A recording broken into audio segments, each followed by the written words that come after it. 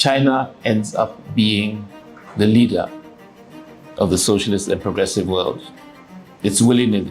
Whether you want the role or not, it is thrust upon you. You are the focus of the imperialist onslaught. You are the main target for the US's attempt to re-establish its hegemony over the world. Thank you very much. Good afternoon, comrades, friends. It's a great pleasure to be here. I've been asked to speak a bit about geopolitical changes on the African continent. It's a huge topic, but I'll try and break it down a bit. So, core message is that Africa, based on its history, based on current trends, and the way geopolitics, global politics is shaping up, really has two possible futures. One, there's a Pan-Africanist future that allows us to participate in global affairs as a single large continent in a multipolar framework with all the other major blocs and countries of the world. The other possibility for Africa is that we are recolonized. Our old colonial masters in Europe and their new colonial master, the United States, have every intention to resume direct control of our affairs in a way they have not had since the 60s and 70s. Why does this matter? We live in times of conflict.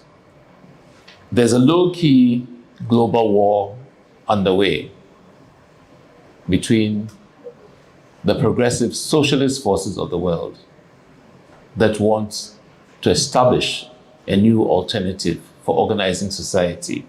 On the other hand, we have the forces of imperialism led by the United States, which seek to destroy any possibility of an alternative.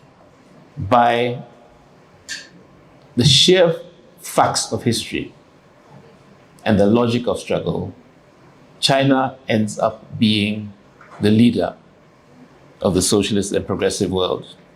It's willy-nilly. Whether you want the role or not, it is thrust upon you. You are the focus of the imperialist onslaught. You are the main target for the US's attempt to re-establish its hegemony over the world. It's a Cold War now, but it could very quickly become a very hot war. The nature of war allows for many accidents and unpredictable consequences. So things could change, even just as a result of the irresponsible statements. For example, in the last few weeks, a number of US generals have been making the predictions that war between the United States and China is possible within the next 24 months. That kind of statement raises tensions and creates facts on the ground, whether we like it or not. However, is that for us, for the forces that represent civilization, the forces that want humanity to continue to develop and grow, the outcome we need, the best outcome for us, is prevent conflict from heating up. In other words, to win the confrontation without the enemy firing a single shot. That's the best outcome for us, because clearly time is on our side.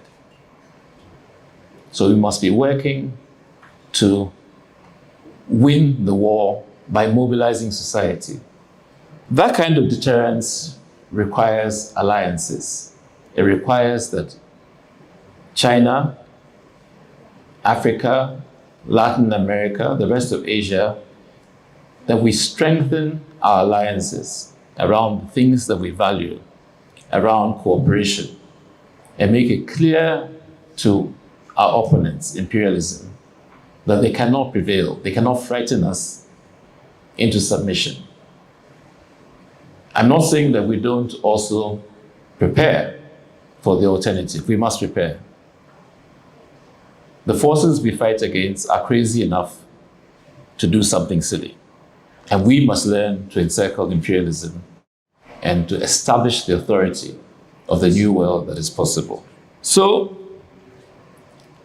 needless to say that in this coming and existent confrontation, the socialist forces in Africa stand staunchly with China.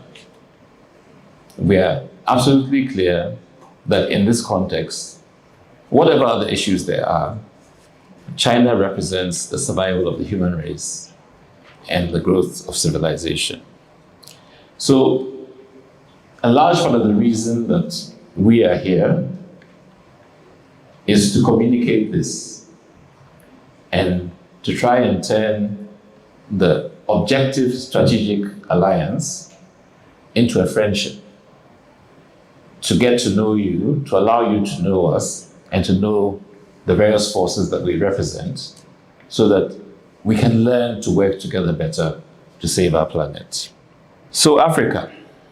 Why is Africa important?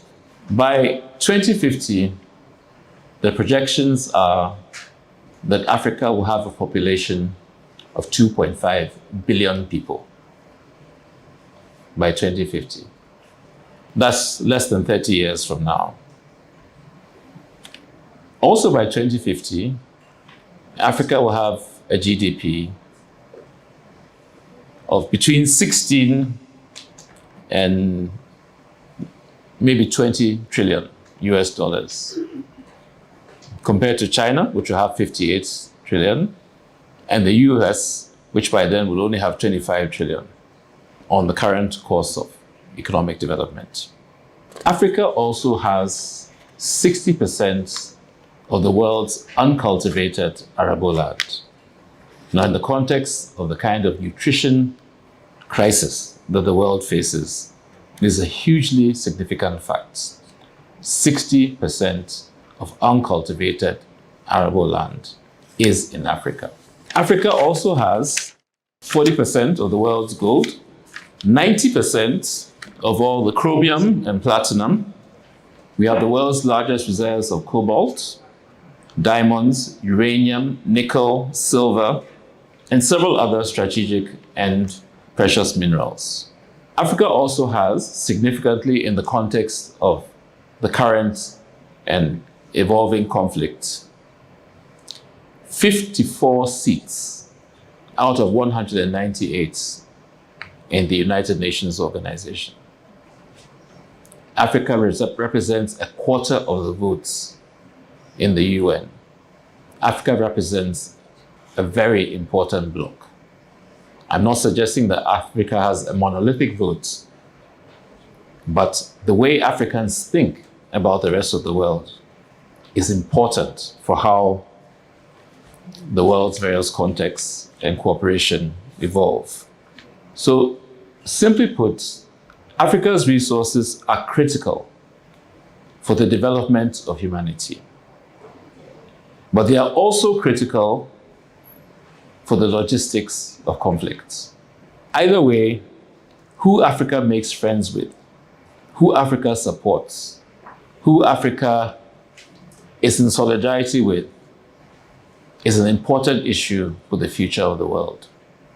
Now, it is in this context that two trends are emerging around African geopolitics.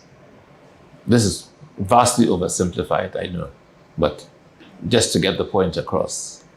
So China is reaching out in solidarity, in friendship, in trade. It is developing infrastructure. It is financing projects. It is engaged in collaboration. It is engaged in cultural exchanges, education, etc. with Africa. Across the length and breadth of the continent, China is establishing mutually beneficial and science-based relations with Africans. And that is good. I'm not saying that China doesn't seek to get the best deal it can on specific transactions and so on. Trade is trade. We're all horse thieves when it comes down to it.